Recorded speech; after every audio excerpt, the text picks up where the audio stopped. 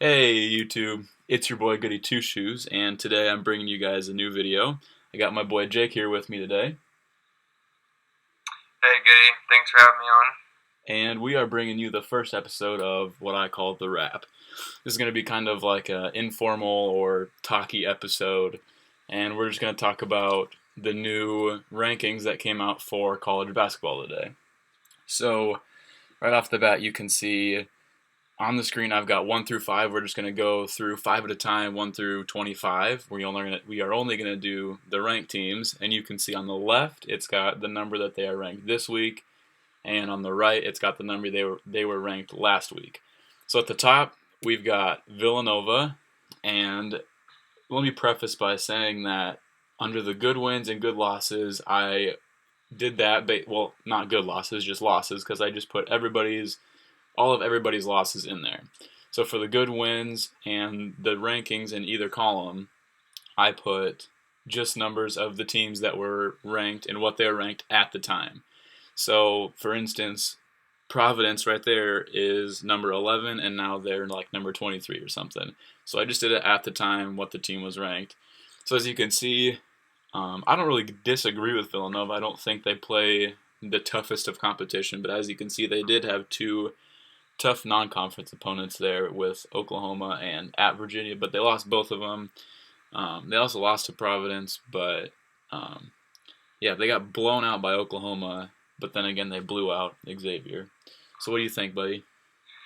Well, I was looking at the rankings, and I saw Villanova was number one, and I just can't get over the fact that they're in the Big East, and I think Right. that is a big case for them not being number one, but they're number one. But yeah, like you said, I saw they blew out Xavier, Yep. 31. That's a lot of points. I mean, for a Oh yeah.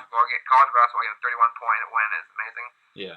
But I just can't get over the fact that they're in the Big East, not a Power Five conference, Right. correct? Right. And that's what makes it so hard for a lot of people, myself included, for putting like a Villanova or somebody like that at the top spot because Mm-hmm.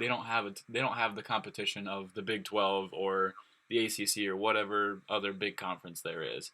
So they don't have super tough competition, but when they do play their competition, they are winning as they're 12-1 in conference. But um, we'll move on now to Kansas. They got the number 2 spot after going into Oklahoma and beating them this weekend. Mm-hmm. Um, Me and Jake both are fans of teams in the Big 12. You'll find that out quickly that I'm a fan of the Texas Longhorns. But yeah, we both like the Big 12, and so we're very familiar with Kansas. Both of our teams play Kansas twice a year. So we know that Kansas is good and that they play a tough schedule, and you'll see that they have 6 wins against top 25 opponents when they played them, and that is the most out of anybody in the top 25 right now. So that definitely says something, and as you can see, they beat Baylor by 28, and like he just said, 31 points is a lot, and so is 28. So It is. um, they do have one bad loss at Oklahoma State, but tonight actually they are rematching in Kansas, so that'll be a good game. Can't wait for that. What do you think about Kansas? Well, if I had to pick, I would have put Kansas as number one because if you look at those wins, I mean, you beat Oklahoma twice. Right. That is the big glaring stat to me because Oklahoma is number three. If you beat number three team in the country twice, I think that's number one. Absolutely. Especially going into Oklahoma and beating them. That's I not know easy. that is pretty hard. Yeah. Um, we'll move on to Oklahoma now. We were just talking about them. They, as we talked about, got beat by Kansas twice, but that's 2 of their 4 losses. I don't really agree with them being number 3 last week. They played pretty poorly against my Texas Longhorns earlier in the week and then got beat at home by Kansas. So to me, it feels like they should move down some amount of spots. I don't think they should stay in the exact same spot, but I'm not the one making the rankings, so who cares? Um, they did get a win against Texas, like I said. They blew out Villanova, who's now number 1, but for the most part, the rest of their games have been pretty close. They did get beat by Kansas State, who was and still is unranked, not the best win on their schedule. What do you think? Well, as a Cyclone fan, Iowa State Cyclones. I'm not a Right. fan of the Sooners, but I can tell you, I went to the Iowa State Oklahoma game in Ames, and Buddy Hield is the player of the year in my opinion. I would agree. He is very clutch. Yes, he is. And I was watching the Oklahoma Kansas game on TV this weekend, and I was surprised how they got themselves in a hole early. Yeah.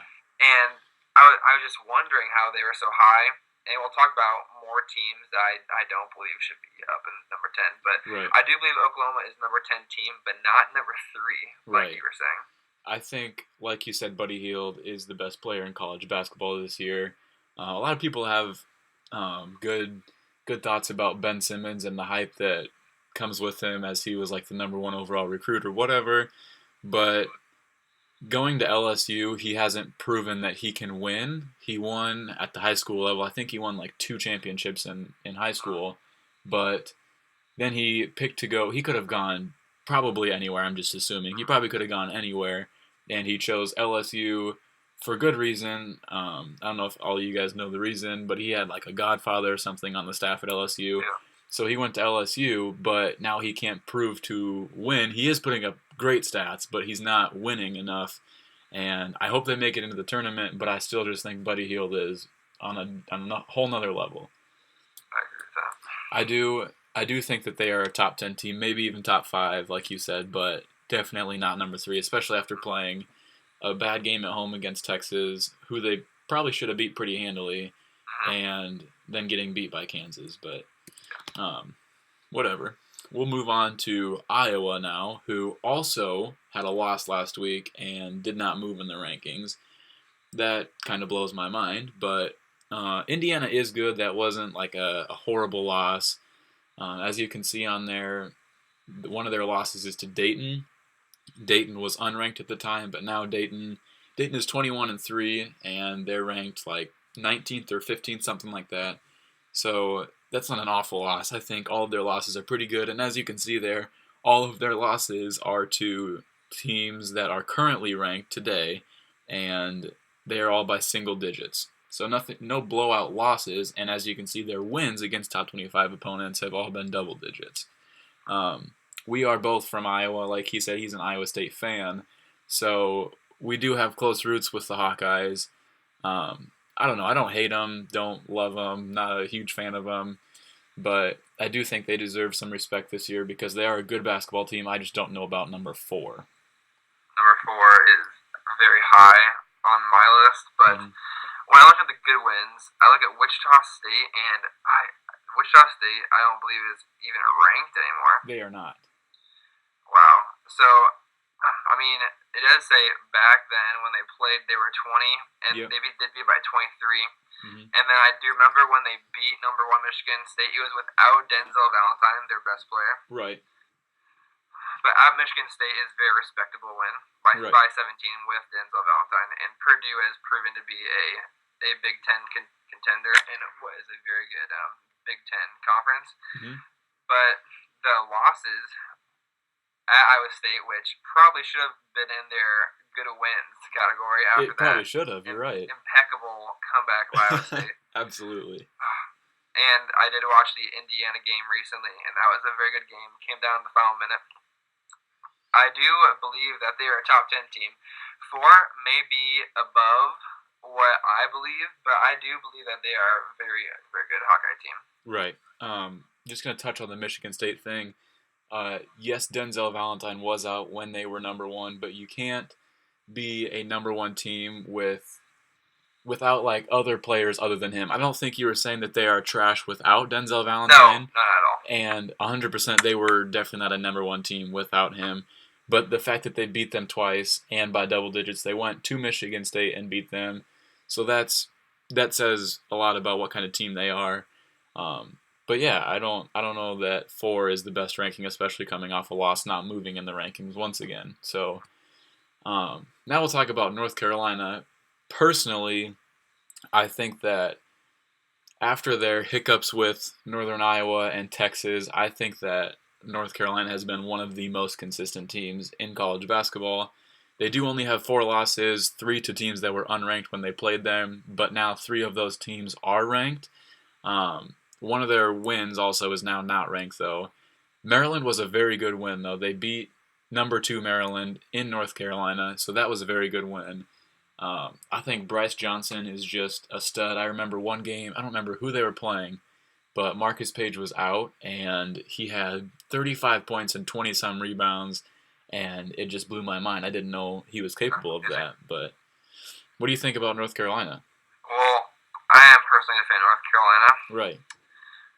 And the ACC is a very good conference, one of the best, obviously. Right. But the most glaring stat is the number 2 Maryland win. Right. Against Melo Trimble in a squad that has to play all those Big Ten contenders like Iowa and Michigan State. That is probably, if they didn't have that win, I don't see them being up this high. I mean, that is probably one of their stats that pushes them up there. I agree. But losses against Texas and Northern Iowa. Northern Iowa is early in the season, and sometimes early in the season, the chemistry or the camaraderie you might get from a team isn't really there yet. Yep. But that Northern Iowa win isn't like a regular season or close to postseason win. But I do give Northern Iowa credit for winning. But I think Marcus Page and that squad definitely deserves a 5 ranking because of their 21-4, and it's hard to get away with only 2 losses this far in the season in the ACC. Right, I agree. Another thing about the Northern Iowa and Texas losses is that the Texas loss was on a buzzer beater, and the Northern Iowa loss, as you can see, was only by 4 points. So neither of them are terrible losses. And like you said, early in the season, we'll talk about that later with our own 2 teams, but early in the season, both of those first 2 losses there were early in the season. But North Carolina was the preseason number 1 overall team, and I think that they're, for the most part, living up to that. We don't have like a dominant team like Kentucky was last year. But I think North Carolina is definitely worthy of the top 5 choice. So now we'll move on, and we see that we've got Maryland, Virginia, Xavier, Michigan State, and West Virginia from 6 to 10. So starting with Maryland at number 6, they were ranked number 2 last week, and I think they're another one of the teams that's been fairly consistent all year long. As you can see, they got 22-4, and like he was saying earlier, the Big Ten's not a washover conference. It's a tough conference, and Maryland's another team in that conference that's good. They did beat Iowa at home, and I think that was probably season-defining and like their best win of the season, no doubt. It cancels out probably their loss to North Carolina, although that is a good loss. But their win against Iowa was just, I watched that game, and they just looked good from tip-off to buzzer. So I think that was very good, and that they're a good team with Melo Trimble. What do you think? Well, the number 3 Iowa win by 6 was very good. Obviously, as you can see, that Iowa is number 4 currently, but back then you can see Iowa is just sticking up in the top 10, and they have been since the beginning. They are a very good team, but I don't know if 6 is appropriate since the at Michigan loss by 3 and at home loss to Wisconsin by 13. Right, that's a big one. That is, I think, because Wisconsin I saw had some votes to be in the top 20, 25, but not very many. So I think that was a giant hiccup. I mean, 13 points isn't just a buzzer beater. That is a few buzzer beaters. Yeah. And I think they deserve to be top 25, obviously, but I don't think 6 is appropriate. Right, and I don't think that you're saying by any means that they're bad. No. But here we have they lost to Wisconsin, and granted it was bigger losses than Oklahoma and Iowa had earlier in the week, or this weekend, whatever. But they jumped from 2 to 6 with 1 loss, and Oklahoma got beat at home. Or no, they played terrible at home against Texas, and then got beat. Yeah, they did get beat at home by Kansas. Yeah. So that, to me, just doesn't really it doesn't seem fair that Maryland dropped 4 and Oklahoma didn't move at all. Right. I do think Maryland still is a good team. I just agree that I don't know about 6. I think they're good though. So now we'll talk about Virginia, another top ACC team. I was just watching the Virginia game before I came up to record this, and they're playing NC State. And at halftime, I think they were only up 2 points or something like that. And NC State isn't terrible, but they're not a great team. They've got a couple good players, and so yeah.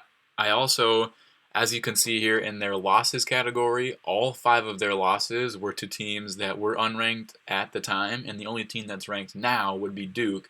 Duke is definitely a respectable loss, as Coach K has always got that program competing at a high level. Definitely a good loss for them in Duke. But George Washington, nobody really talks about them. Virginia Tech and Georgia Tech, and then Florida State. I don't know. I don't think that their losses are good enough. I think once it comes time for the tournament, I think that the committee will see that they have 5 losses. They are all on the road, but they are all to teams that were not ranked at the time that they played them. Now, they do have 4 wins against top 25 opponents. West Virginia is definitely a good one, and it's a 16-point win, along with the Louisville one at 16 points at Louisville. And then the Villanova win, that stands out because Villanova is number 1 right now. They do have some strong wins there, but I think that they still have a good schedule, a heavy backloaded schedule to come, so I think that we will really start to find out who the real Virginia team is. Would you agree with that?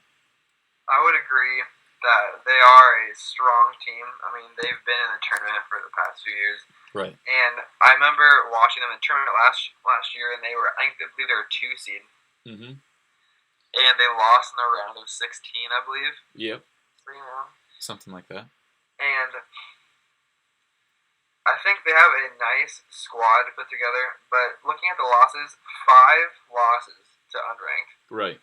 I don't know if we could find another team on the top 25 that has the same thing as that. Right, and not only the top 25, but ranked number 7. Number 7. And that loss to Duke last week, they were ranked number 7 last week. They lose to an unranked Duke team, and they don't move at all. Another team that hasn't moved. I just don't know about the ranking system this year. No, and then if you saw like the whole scandal that happened at the end, there's a travel at the end of the game, and call it, and so maybe that had something to play in. Sure. And then I also maybe a little too in-depth analysis, but the win at Louisville may not be as credible as it should be, because this is just recently after the scandal that had to deal with prostitution. 100%. 100%. It was. I feel like that has affected the mental state of the players on Louisville because of the self-imposed postseason ban. Right. That kind of came out of nowhere. Their effort a little bit. Right. And especially to the guys that were not involved with that, and now they have to suffer through a ban that for something that they didn't do. So it really surprises me that a lot more players haven't transferred from Louisville already. It is kind of early, so I wouldn't say that it's not going to happen, but yeah, I don't know. Yeah. And then when you think about how SMU has been banned, and so has Louisville, that also opens up spots for teams that necessarily wouldn't make it in the tournament. Right. And maybe those teams could look to make an upset in the tournament, or maybe just get destroyed like the other lower seeds should. Right. I remember last year, probably right when ACC play started, I don't think anybody really had their eye on Virginia to come and win the ACC title. I think, like normal, it was Duke and North Carolina and the big powerhouses in the ACC. And Virginia kind of just came out of nowhere. I remember they knocked off a few good teams and just went on a roll and then proved that they were a very good team. So I think that they are capable of being a top team. But this year, with those 5 losses to those unranked teams, I don't think that you're definitely top 7. Probably not even top 10, maybe top 15, top 20. But like you said, I don't think that we're going to see another team in this list that has that bad of losses. Xavier, this is another team from the Big East, like we talked about Villanova with. They have 2 teams ranked in the top 10, which is kind of mind-blowing. They were ranked 5 last week, as you can see. They do have a great record of 22-3, and they were 12-0 non-conference. They do have 2 fairly bad losses to Georgetown and Creighton. I guess I shouldn't say fairly bad. Those are pretty bad losses. And they also got blown out by Villanova by 31, like we talked about earlier. They do have 4 wins there against top 25 teams, but now only one of those teams are ranked in Providence, and they're 23. So once again, their competition's not the toughest in the Big East. Would you agree?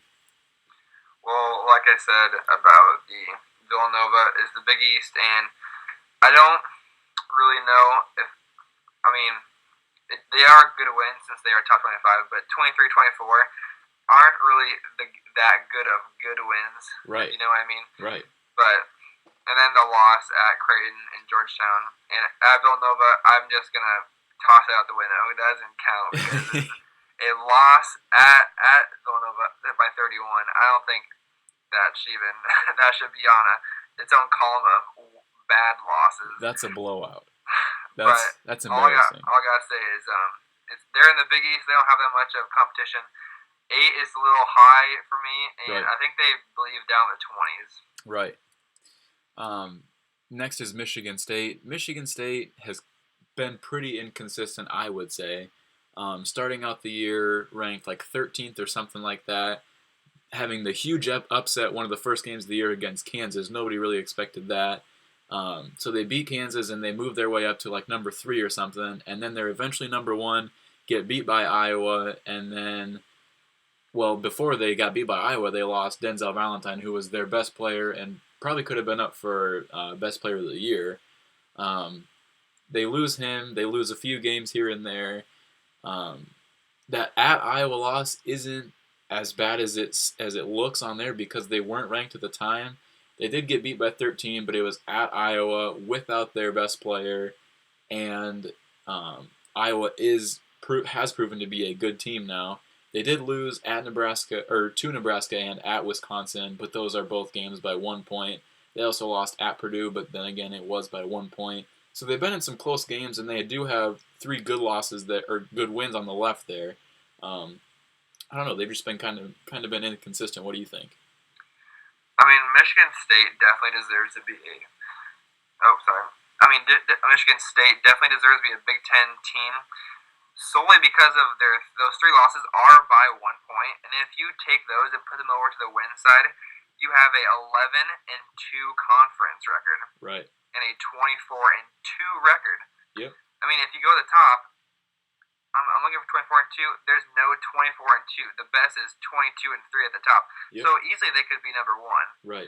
But you do have to win those games, especially against Wisconsin, Nebraska, teams that have not proved themselves this year. Right. But those 2 games against Iowa have been tough because, like you said, Iowa has proven themselves. But I think 8 right now is a very good spot for the Spartans. I would agree, and you could make the argument that the at Iowa game, or even the game at home against Iowa, did they have Valentine for the game at home against Iowa? Or was he still I believe they did. Okay, so you could at least make the argument for the at Iowa game that had they had Denzel Valentine fully healthy, they could have and possibly should have won that game. So even then, that could be a 1-loss team or at worst 2-loss team. And they did have the big win against Kansas, and you can see they did beat Maryland. And we talked about Maryland earlier. So I would agree that 8 is a good spot for Michigan State. I think they're definitely a top 10 team. I agree. Next is West Virginia, another team that we're both familiar with in the Big 12. This is a team that, I don't know, they've been sort of inconsistent this year, but they've hung around the 10 to 15 range for most of the year. They have the patented Bob Huggins style of full court pressure all game long, and they do foul a lot, but They did beat number one Kansas by 11. They went into Hilton Coliseum, and as you and I both know, that is a very difficult thing to do. They went in there and won after being down like 18 points early or something. So that's crazy. They did beat Baylor, but Baylor's kind of fallen off a little bit. You can see they have losses to Texas, unranked, and at Florida by 17. I remember watching that game, and 17 does not attest to how bad that they played that entire game. They actually went on a run at the end of the game to pull it closer. They were down 25, 30 points most of the game until the very end when they started making their shots finally. Um, that is one bad loss, but they do have good wins and some good losses in there too. So um, we both do know West Virginia very well. Do you think they're worthy of the top 10? Well, looking at the number one Kansas win, that is a very good statement to put them in the top 10. Yeah. And the Texas Florida losses at Florida, that really puts them below 10 for me because, I mean, like you said, it really didn't attest to how atrocious their style was that night. Right. But I do remember watching the West Virginia Iowa State game and how impressive they looked against the Iowa State team that was in Ames with Hilton Magic and had all their players. Right. So I really did like the way they played, and I think they do deserve the top 10 ranking. Okay. One thing about the Texas loss, I know I'm a Texas fan, so this is probably just going to sound like all biased stuff to all you guys out there, but as bad as the 7 points looks and the name Texas and them being unranked, it also was at home, at West Virginia, so that is also a big blow to them. But Texas, they aren't like a horrible team this year. Their record is not good. One thing we'll talk about with Iowa State and Texas is they had a new coach. So at the beginning of the year, with the majority of those losses in the beginning of the year, for Texas at least, they didn't have chemistry. They had a brand new coach coming in, a whole bunch of new players also coming in. I think that's the main difference between Texas and Iowa State is that Iowa State was returning most of their players that are playing in their games now, where Texas has 3 or 4 freshmen that are playing right now and some guys. Cam Ridley went down, so they've got a whole new rotation. Definitely difficult, but I'm biased, so we'll go ahead and move on to the next part.